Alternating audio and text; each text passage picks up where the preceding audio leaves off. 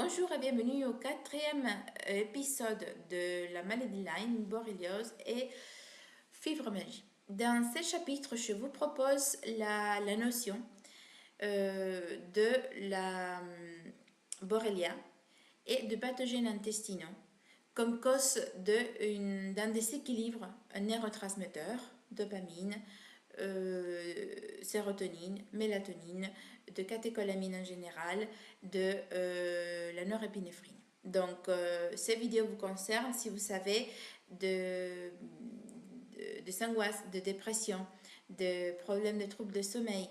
Ça, on peut expliquer, là je vais expliquer physiologiquement comment on arrive à avoir un déséquilibre de neurotransmetteurs ayant une borrelia, mais aussi, attention, un déséquilibre de la flore bactérienne, donc un excès de SIBO, de Small Intestinal Bacterial Organism, donc de bactéries, un déséquilibre de bactérien de l'intestin grêle et aussi une possible présence de Lyme.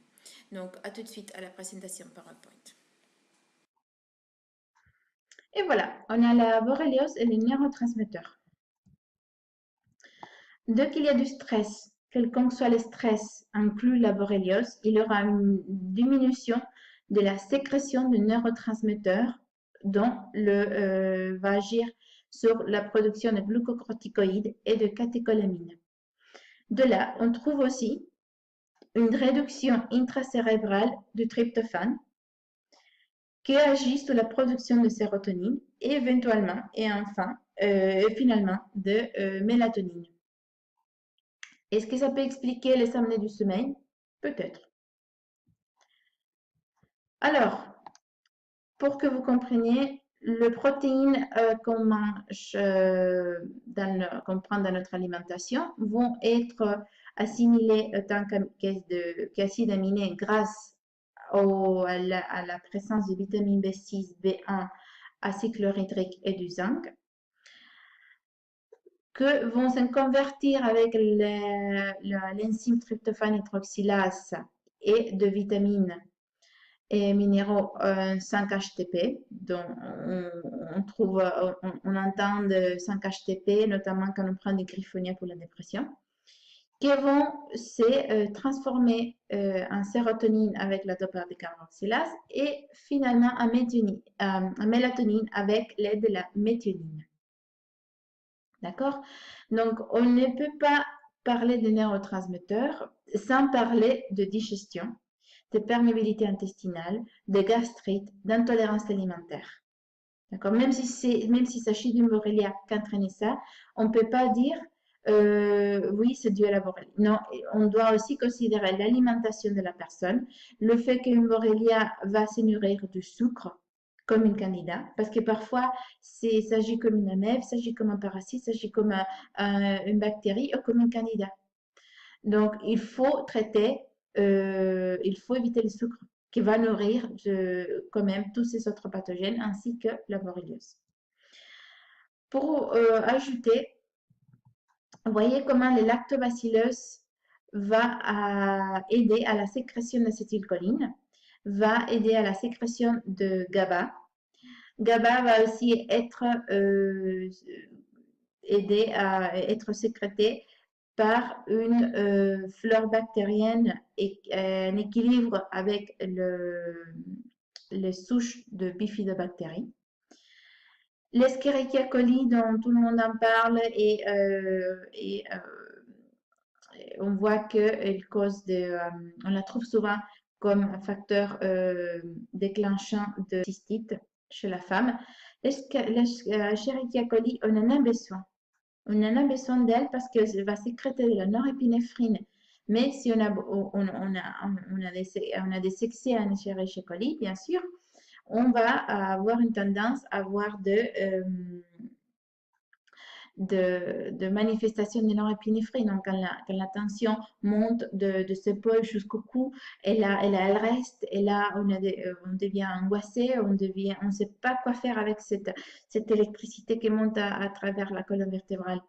La sérotonine, donc on va créer des problèmes de sérotonine ainsi que de dopamine.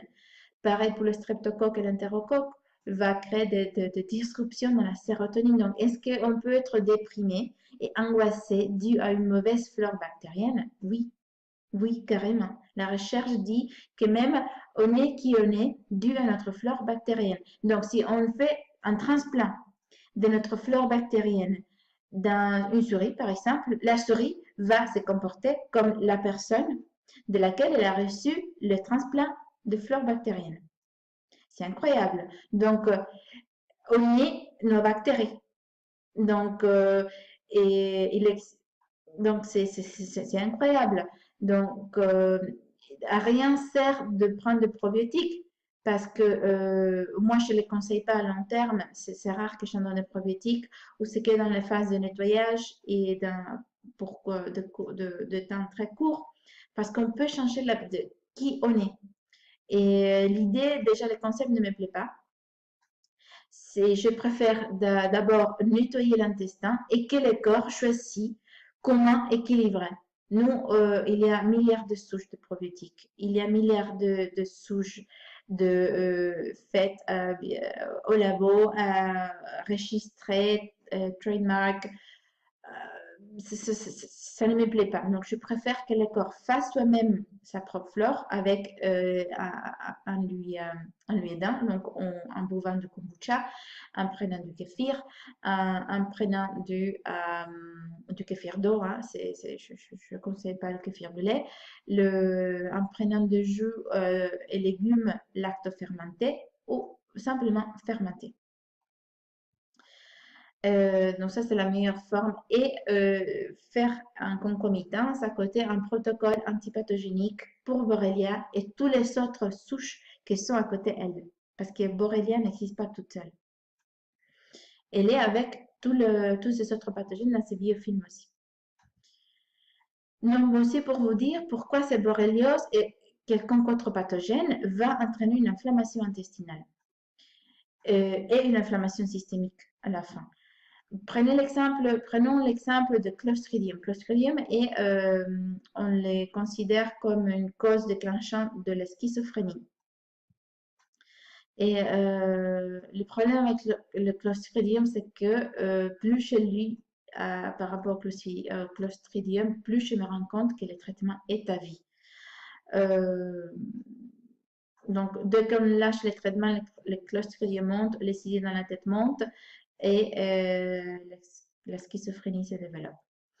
Mais pour vous continuer avec l'exemple que je veux illustrer, vous voyez que le Clostridium augmente l'inflammation de l'interleukine 6.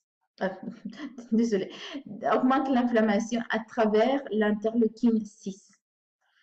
Et c'est à travers ça, donc quand l'intestin inflamme, à travers le nerf 10 intestinal, le nerf 10 va voyager jusqu'au cerveau et le cerveau va interpréter inflammation. Donc, il faut sécréter des interleukines, il faut sécréter NF-κB, qui est un inflammatoire très puissant, et des cytokines inflammatoires. Tandis que le contraire, c'est présent quand la flore bactérienne est en état d'équilibre. Le nerf 10 va envoyer minimum 10 messages au cerveau, tandis que le cerveau n'envoie entre 2 et 3 à l'intestin. L'intestin envoie 10. Et le cerveau va dire, bon, tout se passe bien, donc il y aura une sécrétion tout va rester en status quo comme il est, ou on va sécréter aussi des interleukines anti-inflammatoires, des cytokines anti-inflammatoires.